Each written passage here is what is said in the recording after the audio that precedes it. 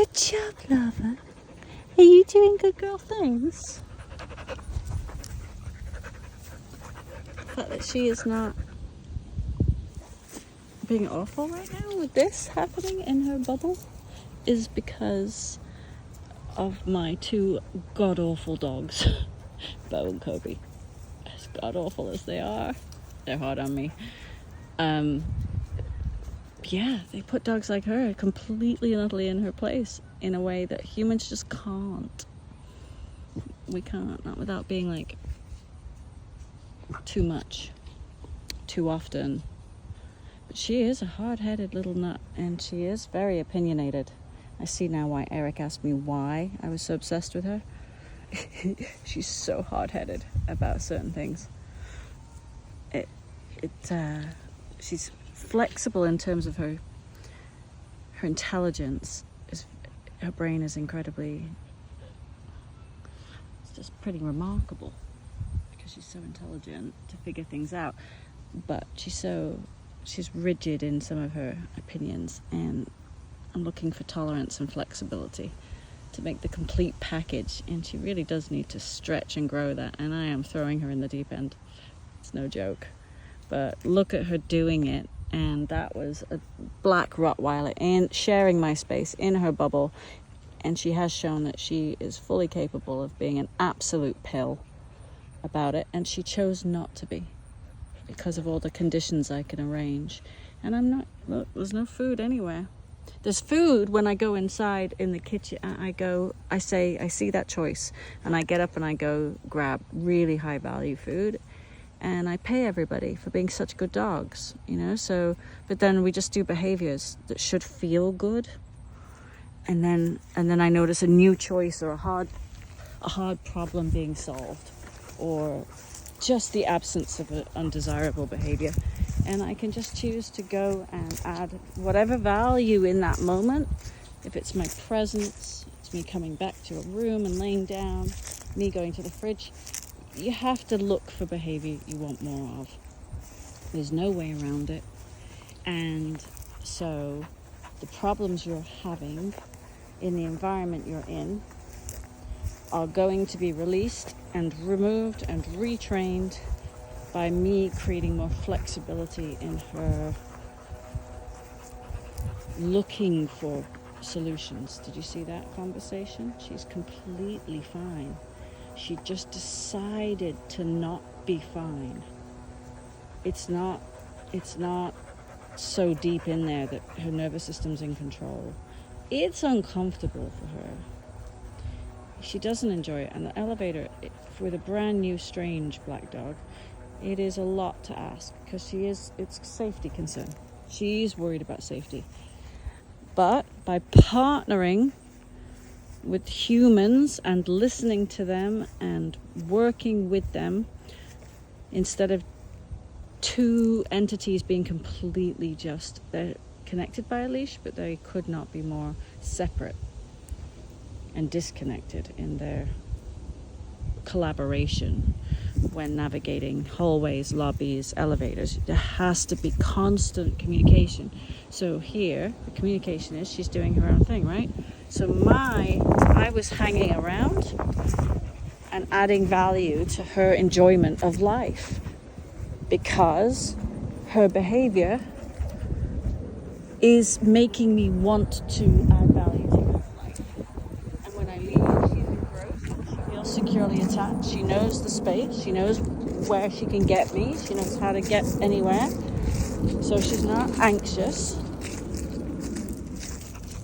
She's making choices for her enrichment and her pleasure, just like they all are right now. And she knows where she can return to get me. But the removal of my presence was not something she was magnetized to. So in this moment, I can't ask for a lot, you know?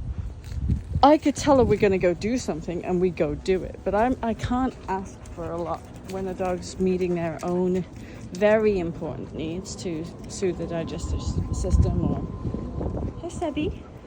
Look at you being part of it. Look at you being part of it. I'm so proud of you. This is where we do outside stuff. Good boy, Bo. He's not that big of a problem anymore, Bo. He's lost a lot of confidence. Good boy, Sebby. Good boy, Sebby. That's your Bo. I know. He's so intimidating. Lacey, Bo, ease up, Lacey said. Even Thor's saying it. Oh, that shrimp. I'm leaving. You can do whatever, Bo. I love you. I trust you with my life and my heart and my dogs. I just do. He's an asshole. Just don't think you're going to hurt anybody that I love.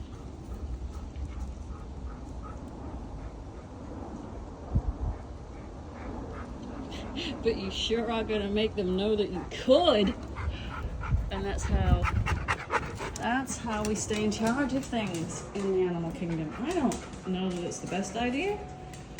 So I keep trying to throw in all the positivity I can.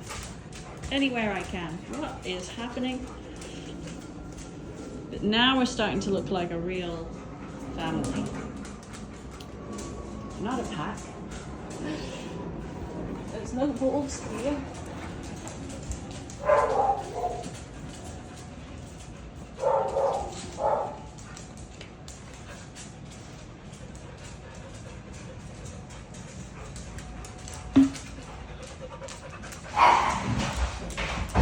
Hey! Good boy, Bo. See, Bo left. He chose avoidance. Good boy, Bo. Come here, Bo. Come here. Let me reward that. Good boy, Babe. Good boy, Bo. Just Bo. Bo. You can come here, Bo. You can come here, Bo. Who would like sausages? You're good dogs. I'm very proud of you. Let me go out with you guys. Sebby had feelings about something. And he said, I can't. I can't. I was convinced it was life or death. Somebody put me in a rock and a hard place. And he fled from it after having just told Sebastian, if you start trouble, I will end you with no remorse. But did you see him when Sebastian said, I'm having trouble, I'm struggling, and I can't contain myself, but I'm vocalizing it, Bo went, whoa, you've switched up. You're not the same dog. He saw it, and he stepped back to reevaluate, and he let me help him out of the pickle. Good boy. And he could use 3 groomers right now. We are struggling. This is moving week. We're going to be we're just basically camping right now. Because I have to mix dogs in, and grooming burrs out of coats is a 10 o'clock at night endeavor. I've got a client in a minute. I've got to get every single dog exercised, mentally healthy, making good choices, showing me walls that they can't surmount without my help and assistance. So I need to go remove the crate from that room, and maybe even that blanket. Something just got poisoned and it wasn't there yesterday. But I brought that crate into that room, and he went, you know what? Trapped feelings, invasive, hostile handling feelings. And I've now need to sagebrush that space, maybe even remove him from it. And I just need to go back to the drawing board and reground him in a way that those cues were poisoned to such a degree that the 2 of them together, the blanket and the crate, the blanket by itself was comforting. The blanket in the proximity of the crate was ding, ding, ding, ding, ding, trapped. Losing comfort every time someone approaches, don't have a voice, don't have a say. People are just busy, they're up in their heads, they're not listening to what I say. I won't be taken into consideration.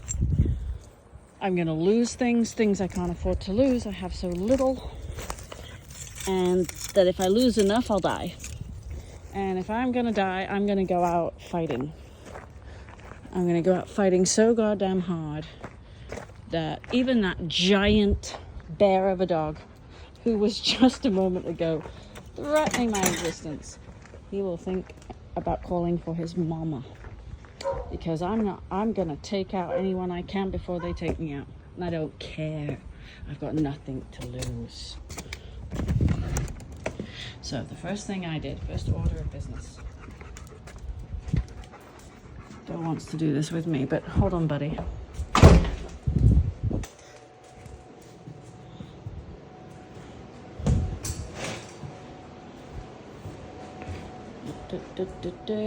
Oh, that's sad.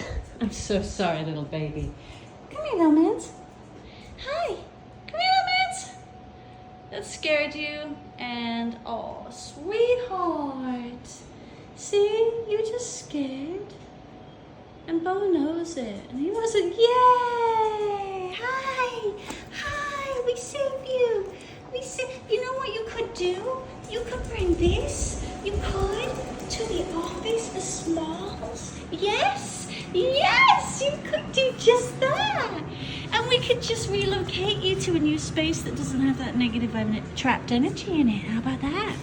And then it's out of the way. And you've got options.